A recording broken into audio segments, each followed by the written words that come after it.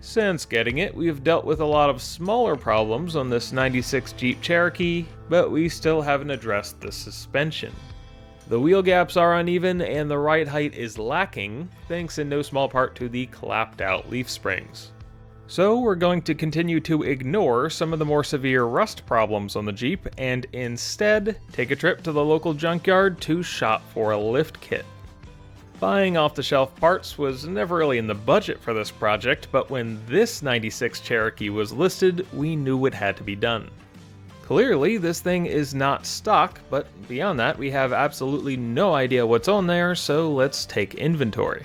We got disconnectable sway bar, tall coil springs, extended shocks, trailing arm. The back has a new leaf spring pack, extended shocks, and that's probably about it. Definitely doesn't have an extended brake line because it's got some real nasty angle. The shackles are 3 miles away from snapping in half.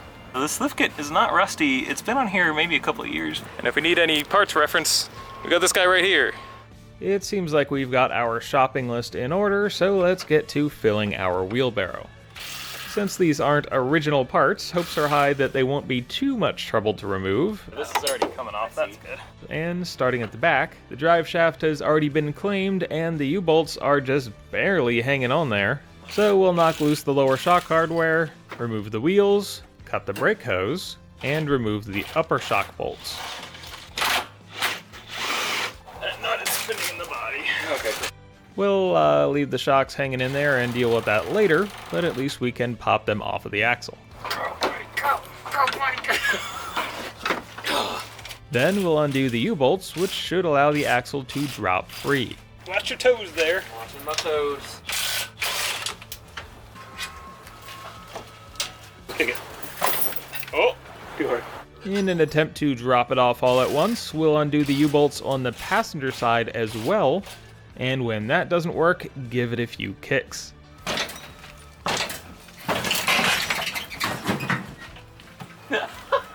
Perfectly balanced. I think the wheel just punched through the floor. This side is still stuck. Get your phone ready if I get crushed. Clearly, the spring pack's center pin is stuck in the perch and not willing to leave. So it's going to take a bit of teamwork to convince it to. Are you okay with me kicking it while you lift it up? Yeah, why not? Which finally did the job. There she is. I think it was just stuck sideways. Yeah, it's not that rusty. And without that hanging off of them, we are now free to remove the leaf springs. Oh good, I'm under it. Don't lift up that much. Once we figure out the right amount of lift, we can jiggle the rear bolt out, and the impact gun will take care of the front one. And once the driver's side pack has been removed, we'll do the same over on the passenger side. Okay, you ready? Yeah. Oh, I was lifting up too hard. Albeit a bit more gently. That takes care of the leaf springs, and with a bit more finagling, we were able to remove the rear shocks without disturbing the stuck upper bolts. Which brings us to the front suspension. This is a bit more daunting because there are more parts we need, but we'll just have to see how it goes. We'll start by loosening the upper ends of the sway bar links, and then the lowers. With those off the car, we'll loosen the rear trailing arm bolt, followed by the front, which we'll leave hanging in there while we fully remove the rear. And with the weight taken off of it, we are free to retrieve the arm. Once both have been removed, we'll unbolt the shocks and cut the brake hoses, which will allow the axle to drop down far enough to pop out the springs. That about covers everything we need, though just for fun we will take the steering stabilizer since it looks better than Rob's. It was a bit of a bummer to tear into one rusty Jeep to get parts for another that is, in all likelihood, rustier, but at least we managed to salvage some parts and these will make their way back onto the road. Whether or not they maybe should. And with all the fees tacked on, the total came to just under $130, which is a very reasonable price to pay to upgrade Rob's Jeep, which finally makes an appearance. The first thing we're going to do is look into a mysterious puddle that was underneath the car when Rob left his house. Where's your coolant? It's not in there. There's some in there. No. Yeah, there is. Well, it's not. Empty. We had previously removed, flushed, and refilled the coolant reservoir, but I guess we'll just add some more and see what happens, starting with distilled water and then antifreeze. This came in the 91 Firebird, copyright 1999. It's newer than the Jeep, so I don't see what the problem is. Here you go. We'll see if it sucks up a lot of it. The Jeep still starts up and runs great, and we're going to keep ignoring its leaking tendencies because today's goal is a different one. So before we touch anything, we should measure. It's lifted. Straight down to the ground. Front right is 31.5 inches. Front left, 31.25. Back right, 28.5. Back left is 28.25. Yeah, it's actually tucked. Look at these mint tires that Rob keeps going on about how good they are. They're good. They're good, look. Yeah, the tread is barely separating. The leaf spring is actually bent up right now. It is going the wrong way. And then in the front here, you can clearly see. That's just sad. Purely changing the back springs out for a better set is going to make a big difference here. And although the front doesn't seem nearly as clapped out, of course, it's going to see some benefit too. Dude, this thing's going to handle perfect. It's going to be lifted and it's going to handle better. Jeep versus Datsun? Might have to handicap myself. Might have to connect my sweep bar. True. I think we'll start on the rear. The helper springs don't have any kind of brackets to hold them in place. It was just the U-bolts. This is shifted really bad.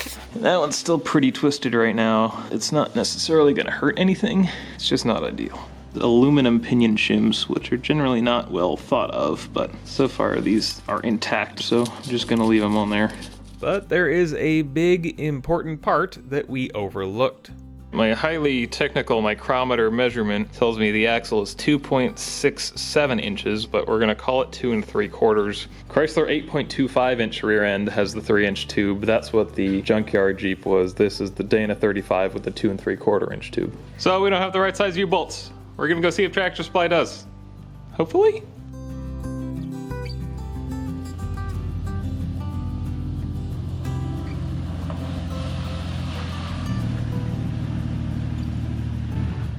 We have all the parts we need. We're prepared because we thought ahead and got everything ahead of time, like adults. Get to lifting. Nobody look at the underside. Avert your eyes. Look, it's built for towing. It's got the harness and everything. Who built it for towing? U-Haul? 3,500 pounds. That's incredibly optimistic. With jack stands placed under the body, we'll let the axle down, and boy does it have a long way to go, so we can start taking things apart. It'll come off. We've never taken them off, but what could go wrong? Don't tell them that the wheels have never been off. Cool design feature. Oh yeah, no, don't worry about where that. Water frickin' sits in the wheel and it rusts it out. Who thought this was a good idea? We can fix that. Didn't need the lug nuts anyway. Give her the kick. Like an F1 team. Looks good. Yeah. Well. Oh, the other one didn't have a rear sway bar. Yes, YouTube, please judge me. I love it when you do that. We've got the axle supported. We're gonna start by taking off the shock, at least at the bottom. We'll take the top loose later, probably. The impact gun makes short work of the lower mount, and then we can pry the shock loose. Next up are the U-bolts, which fortunately don't put up too much of a fight. It probably would have made things easier to unbolt the sway bar link from its mount, but I didn't want to start making trouble where we didn't necessarily have to. With the last of the U-bolt nuts removed, we can drop the bolts themselves free, or at least one of them since the other is kind of jammed against the brake line. And once we lower the floor jack, we should be able to get the axle to separate from the spring. Go up a tiny little bit. Okay, too much up. Get back it! No, it wasn't. It was the perfect amount. You're right, that was a pretty good amount of up. And all that's left holding in the spring are the front and rear eye bolts. I love how much of the undercoating came off. It's the cleansing action. Oh no. Even after we switch to the biggest impact gun I have, that front bolt isn't budging. So we'll try things the old-fashioned way.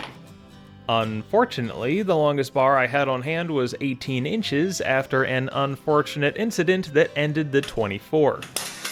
So we'll just have to make do. I don't know how much I trust these wheel arches, but... Oh. You trusted too much. Well, there goes my wheel arch. Just stomp on it. I've got 2 of the breaker bars, so when you break this one, we have a spare. But even standing on it, that bolt was barely budging. And in fact, it was springing back. God! I could see the sheet metal bending. It moved. It's not just spinning the sleeve or something. Maybe spinning. The bolt had, in fact, rust welded itself to that inner steel sleeve, and the spring action was the rubber bushing fighting to hold the sleeve in place. Which was why the impact gun had no effect, the bushing was absorbing all that vibration. The next thing we tried was a whole bunch of heat from the MAP gas torch, stopping just short of burning out the bushing. You hear it sizzling? That is certainly an option, but the concern is that without the rubber trying to hold the sleeve in place, we would never be able to get the bolt all the way out in one piece. Oh, it's very hot. And although it required a great deal of effort, the bolt was moving. That's a lot of force. You okay, buddy? It knocked it out of focus. Oh. Turn it off and on again. I saw it jump, so that was fun.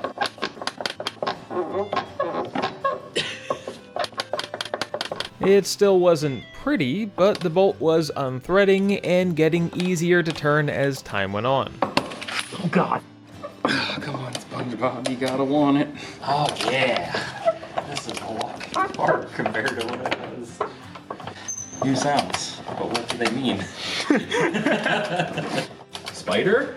He came out from under the brake drum. When we put it back together, we gotta make sure the brake spider goes back where he came from. With his blessing, we decided to give the impact gun another shot. The opened end wrench lets us pull on the bolt head as we spin it around and it works itself loose. It's a little rusty. Now we have the U-bolt holding the front in place. And we'd better get to work on the back. Make sure to exfoliate your shackles after a long winter. The rear spring eye uses a bolt and a nut, and fortunately it comes loose no problem. The issue is that, unlike on the junkyard Jeep, we can't just pull that one bolt and remove the spring. You know what's in the way? Nope. You see what I'm seeing? Nope. Of course, the bolt that isn't seized in place can't actually be removed. It's hitting the trailer hitch, Thanks a lot, U-Haul.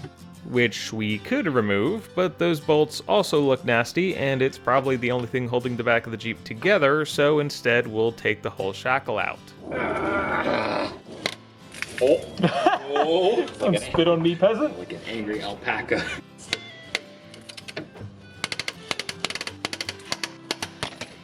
It's okay, my collarbone absorbed the impact. No, the camera absorbed the impact. Oh, no. Oh, tighten back up. I told you. Do you see why my collarbone is currently screaming?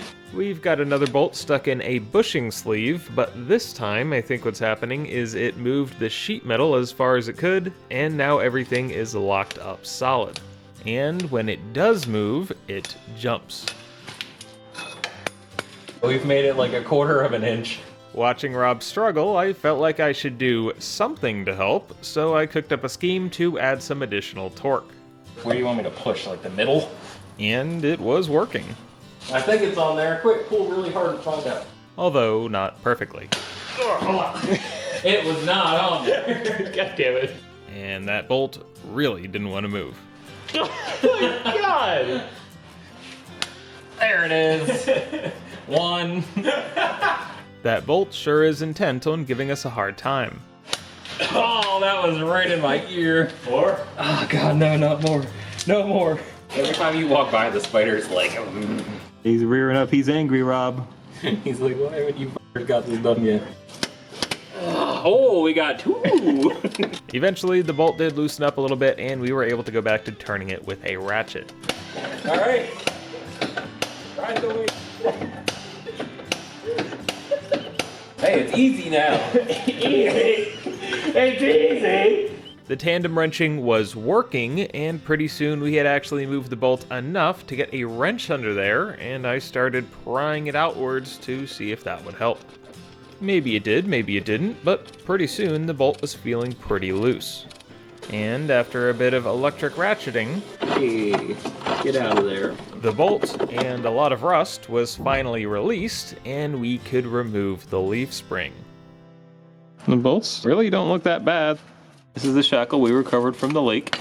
Swamp Thing called. He wants his shackles back. Do you guys like your shackles shelled or unshelled?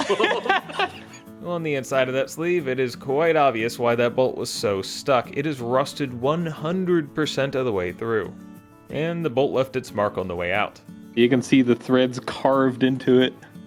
Here's that clapped out stock spring compared with the junkyard lift spring, and yeah, there's a bit of a difference. So this is the U-bolt from the junkyard Jeep with that 3-inch axle tube. This is from the 2 3/4 inch. They're both 7/16. This is a 1/2 inch. It's also an inch longer than these, so it should fit much better. And increase strength at the same time. For the shackle and leaf spring bolts, we're going to use a combination of the old ones off of this car and the ones off the junkyard Jeep, whichever looked best. Those will get cleaned with a wire brush and drowned in anti-seize in case this ever has to come apart again. Before putting a spring back in, while we've got some extra room, let's see if we can get the shock out of there. At the junkyard, the bolts were seized and spinning, so hopefully this goes better. Oh, it broke. No! Hey.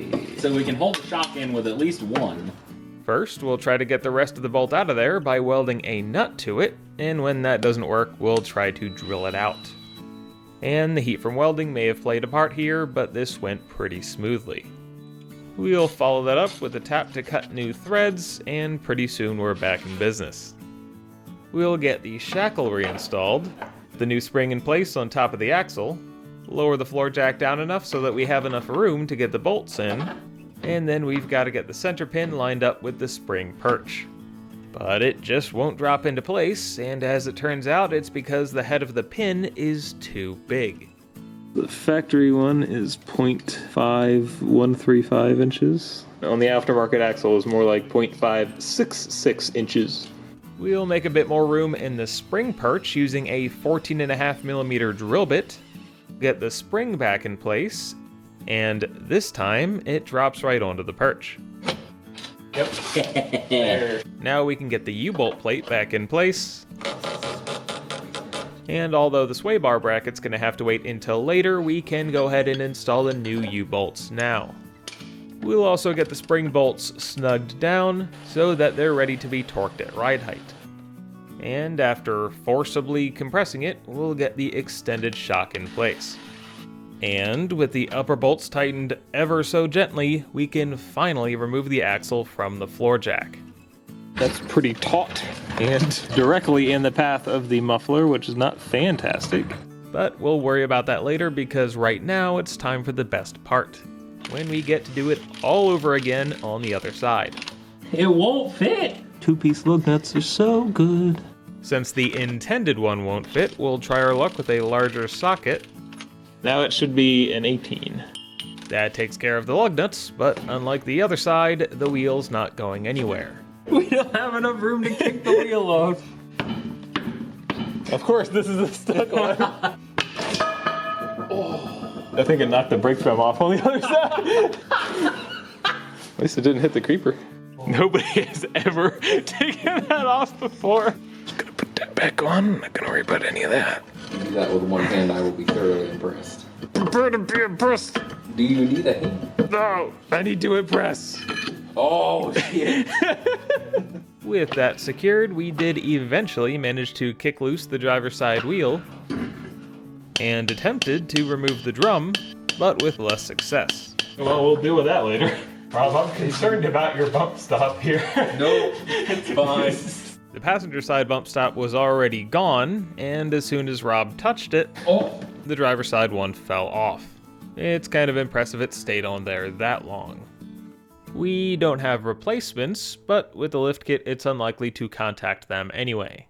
For this side, we're gonna do the same thing, and it'll go smooth. These bolts will come right out. No back pain, muscle spasms, none of that. It's gonna work. It's gonna work.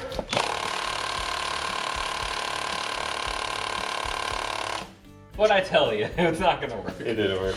I suppose that means we're back to the breaker bar. And although the bolt was starting to turn, nothing seemed happy about it. Definitely seized in the thing again.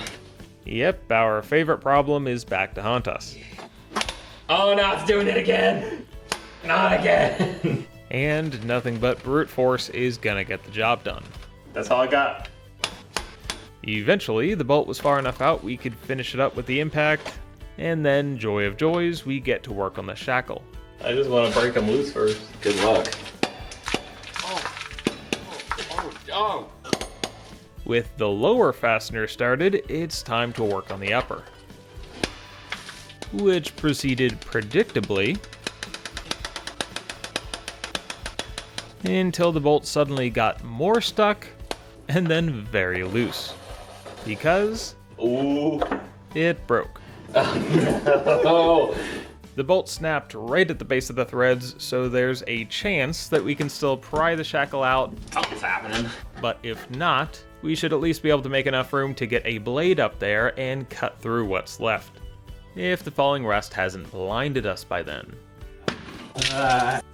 I'm so sorry.